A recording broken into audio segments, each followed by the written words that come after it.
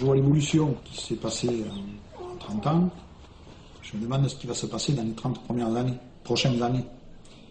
Et je ne pense pas que les enfants seront... Je ne crois pas qu'ils vont être heureux. Je ne crois pas. Ou alors il faudra que le monde change. Mais je ne crois pas. Moi, ça me fait quelque chose de voir des enfants maintenant, les enfants qui naissent, je me demande ce qu'ils vont devenir. Même nous, on va dire, vulgairement, on en a chié, mais on a été heureux. Tout compte fait, on a suivi une évolution en montant. Eux, je ne sais pas si ça va être en montant, l'évolution. Je ne sais pas si l'évolution va aller dans ce sens-là.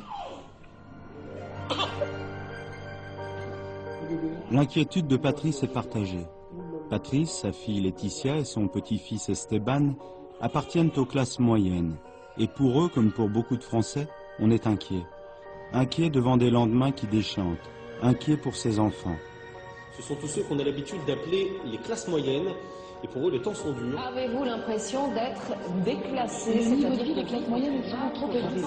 Quelqu'un s'intéresse pour la première fois aux classes moyennes. Et pour eux, les temps sont durs.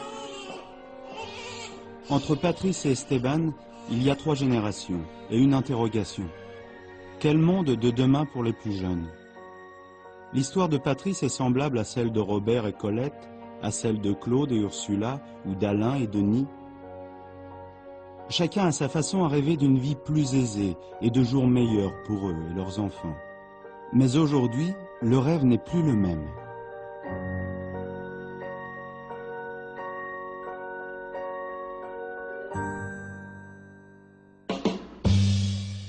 Les classes moyennes. Tout le monde en parle et personne ne sait vraiment qui elles sont.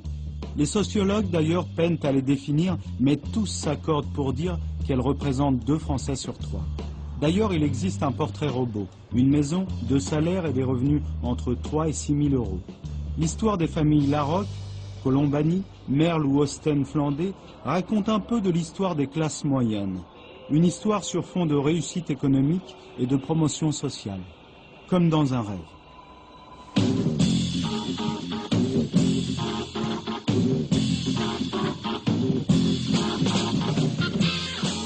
L'histoire des classes moyennes débute dans la France des années 60. Elle est un peu la version française du rêve américain. Le pays est jeune, 15 millions de Français ont moins de 20 ans, et tout débute avec une croyance éperdue dans le progrès et dans l'espérance de jours heureux. Ils quittent un à un le pays pour s'en aller gagner leur vie, loin de la terre où ils sont nés. Depuis longtemps, ils en rêvaient de la ville et de ses secrets, du formica et du ciné. Au début des années 60, la France compte plus de 6 millions d'agriculteurs. Ils représentent alors près d'un tiers des emplois. Mais la mécanisation du monde agricole déclenche une accélération de l'histoire et beaucoup de jeunes des campagnes viennent s'installer à la ville. Ce sont eux qui vont constituer cette fameuse classe moyenne. Parmi eux, Colette. Elle quitte son Aveyron natal pour la capitale. Dans l'Aveyron, natif de l'Aveyron, il n'y a pas de travail là-bas. Et je suis dans une petite ferme et automatiquement, il n'y a pas assez d'argent. On est 5 enfants et on est partis tous les 5 à Paris à 16 ans. En 73 pour travailler. Vos parents sont agriculteurs? Oui. Et vous gardez les moutons en préparant le bachot? Oui. Qu'est-ce que vous comptez faire plus tard?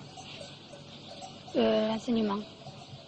Vous savez ce qu'on m'a dit? On m'a dit qu'il y avait beaucoup de jeunes gens, de jeunes agriculteurs, qui ne trouvaient pas à se marier parce que les filles quittaient la campagne. C'est vrai? Ça dépend des régions, c'est pareil. Ici, en Aveyron. Ici. Peut-être, oui, ça peut. Ça veut dire très exactement que les filles ne veulent pas épouser d'agriculteurs parce qu'elles n'ont pas envie de rester à la campagne. Parce qu'ici, les fermes sont trop petites, alors les filles ont peur que ça devienne catastrophique. Quand on arrive à Paris à 16 ans, c'est quand même très difficile. Il faut trouver du travail déjà. Et puis bon, on sort de sa campagne, on est plutôt timide, on va dire. Et puis moi, mon premier travail, c'était serveuse en restauration, c'était dur, c'était très dur. Déjà, c'était très dur de partir de la maison. Et puis bon, ce travail, c'est pas évident quand vous sortez de la campagne, le contact avec tous les gens, C'était très dur.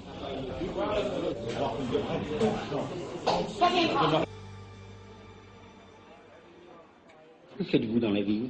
Je suis à l'école. Vous avez fait quel Moi, je travail? suis ménagère. Et vous faites Enfin, donc j'ai 3 enfants. Alors, Vous faites ça dans quel but? devant mon CAP d'être comptable à la fin de l'année. J'ai fait 1 an la dernière, en 2e année, et j'ai loupé mon CAP de comptable. Alors je refais 1 an pour tenter de l'avoir.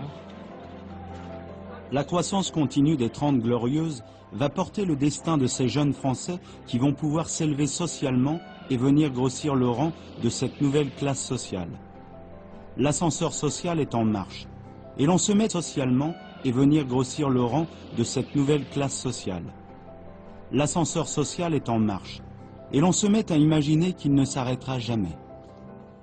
Un frigidaire, un joli scooter, un automixeur, et du lino, une cuisinière, avec un four en verre, des tas de couverts, et des pelles à gâteau. L'avènement des classes moyennes se confond avec la naissance d'une société de consommation de masse où acheter devient un moyen d'exprimer son ascension sociale, de se distinguer de son voisin. Votre réfrigérateur aura maintenant une poignée faite spécialement à votre main qui possédera un compartiment grand froid et surtout un dégivrage automatique qui se fera dans un tiroir sous l'appareil. Au bout de votre journée, vous enverrez ces jeunes gens qui passent leur journée, eux, dans ces lits que l'on manœuvre à volonté. Mirage de la société de consommation, désir d'émancipation sociale, les classes moyennes consomment en rêvant d'une vie bourgeoise. Comme son patron, le Français roule en voiture. Comme son patron, il regarde la télé. Comme son patron, il peut désormais s'offrir des vacances. Comme son patron, il peut s'habiller avec des vêtements de couturier grâce au prêt-à-porter. Très rapidement, on est rentré dans le processus de consommation et effectivement, là, on a changé la vieille télé, on en a racheté une autre plus grande, plus jolie, plus carrée.